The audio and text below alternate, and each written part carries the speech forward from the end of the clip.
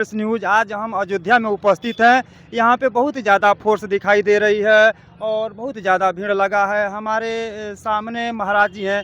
महाराज जी, अयोध्या में आज बहुत ज़्यादा फोर्स दिखाई दे रही है, क्या कारण है?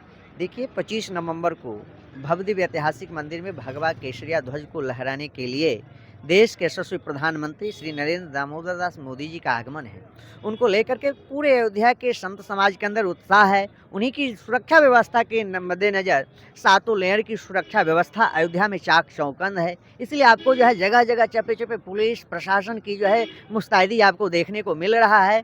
किसी भी जो है ऐसा कोई अप्रिय ना घटना हो, इसके लिए सुरक्षा व्यवस्था में चाक चौबंद है। सारे यहाँ के शासन प्रशासन उच्च स्तरीय ड्रोन कैमरा के माध्यम से पूरा निरीक्षण किया जा रहा है, क्योंकि यह अलौकिक अद्भुत संयोग है जो 25 नवंबर के दिन देश के यशस्वी प्रधानमंत्री भव्य ऐतिहासिक मंदिर के शिखर पर स्वर्ण शिखर पर भगवा केसरिया ध्वज लहराने के लिए आ रहे हैं।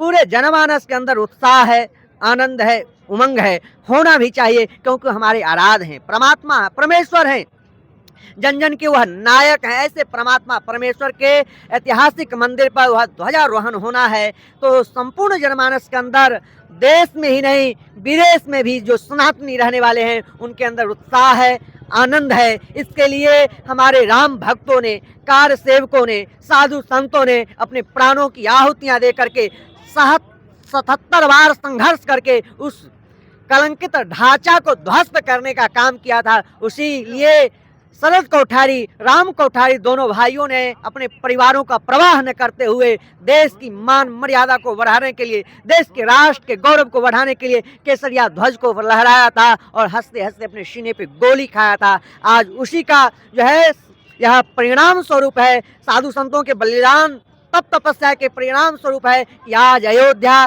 बिल्कुल सजी हुई है, संवरी हुई है, निखरी हुई है। ऐसा लग रहा है कि स्वर्ग से भी श्रेष्ठतम है। भगवान ने स्वयं कहा, अपि स्वर्णमयी लंका न मे लक्ष्मण रोचते जननी जनक भूमिश्च स्वर्गादपि गरीयसी। अयोध्या स्वर्ग से भी श्रेष्ठतम नगरी है।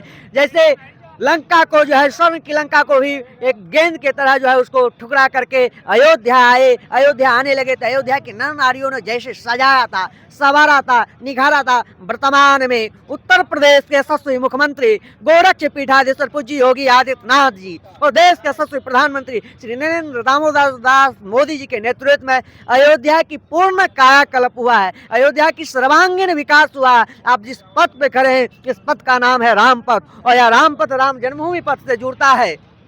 बड़ा ही अद्भुत है अयोध्या। यह जो द्वार है यह जगत गुरु रामानंदाचार्य जी महाराज का द्वार है जो सजा हुआ है, सबरा हुआ है, निखरा हुआ है, फूलों से जो है, लड़ियों से, मणियों से सजा हुआ है, सबरा हुआ है। निश्चित रूप से साधु संतों के अंदर उत्साह है, आनंद है, उमंग है। 25 नवंबर का यह दिन जो है स्वर्णाक्षर से विश्व के मानचित्र पर अंकित होने वाला है, क्योंकि उसी दिन पूर्णता के रूप में जो भगवा ध्वज केसरिया ध्वज फहराएगा तो अद्भुत रहेगा, अलौकिक रहेगा, बड़ा ही जो है मनोरम्य है। सभी लोग आनंदित हैं, आह्लादित हैं। जो लोग आ रहे हैं, जो श्रद्धालु आ रहे हैं, जो भक्त आ रहे हैं, दर्शन करके अपने आप को आनंदित हो रहे हैं, आह्लादित हो रहे हैं। जब उस भगवा केसरिया ध्वज को देखेंगे, दर्शन करेंगे, नमन करेंगे, उनके अंदर वह उत्साह जागृत होगा कि इसके लिए हमारे पूर्वजों ने, राम भक्तों ने, कार सेवकों ने, साधु संतों ने प्राणों की आहुतियां दे करके भारत की, राष्ट्र की गौरव को स्थापित करने का काम किया था। भारत की अस्मिता, प्रभुता, भारत की अखंडता को स्थापित करने का काम किया था। अब निश्चित रूप से संपूर्ण हिंदू जनमानस के अंदर ऐसा उत्साह जागृत हो चुका है कि भारत अब हिंदू राष्ट्र बन के रहेगा, भारत विश्व गुरु बन के रहेगा। जिस तरह से विश्व के मानचित्र पर भारत के जो है अयोध्या स्थापित होने वाला है, सनातन संस्कृति स्थापित होने वाला है, सर्वोच्च शिखर पे सनातन संस्कृति की उच्च श्रेष्ठता को जागृत करने का जो काम किया गया है वह बड़ा ही अलौकिक है, अद्भुत है। विश्व का नेतृत्व करने वाले देश के यशस्वी प्रधानमंत्री आप जिस अयोध्या में हैं वही अयोध्या में पूर्ववर्ती सरकारों में लोग आने से कतराते थे, जय श्री राम बोलने पे जेल भेज दिए जाते थे। आज वही अयोध्या आकर के बड़ा आनंदित हो रहे हैं, आह्लादित हो रहे हैं। उनकी सुरक्षा व्यवस्था का चाक चौबंद व्यवस्था की गई है। अयोध्या को सजाने की काम किया गया है, संवारने का काम किया, बड़ा ही अद्भुत है। वह संयोग के बारे में बताना चाहूँगा, जो 25 नवंबर का जो विवाह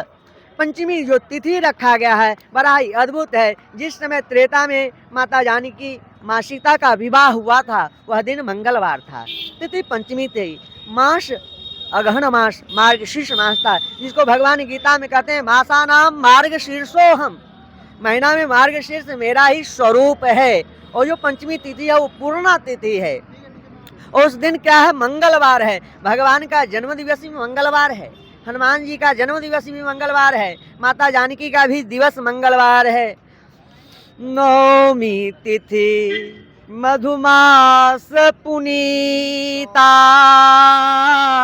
शुक्ल पक्ष अवजित हरिप्रीता, मध्य दिवस अति शीतन घामा, पावन काल लोक विश्रामा। तो कितना आनंदित है, कितना आह्लादित है। जिस आह्लाद का, जिस आनंद का, जिस उमंग का, जिस उत्साह का वाणी से वर्णन नहीं किया जा सकता है, जिसके लिए स्वयं भगवान शिव कहते हैं पार्वती से, अयोध्या च पर ब्रह्म सरयू सगुण पुमान्, तन्निवासी जगन्नाथ सत्यम सत्यम वदाम्यहम्।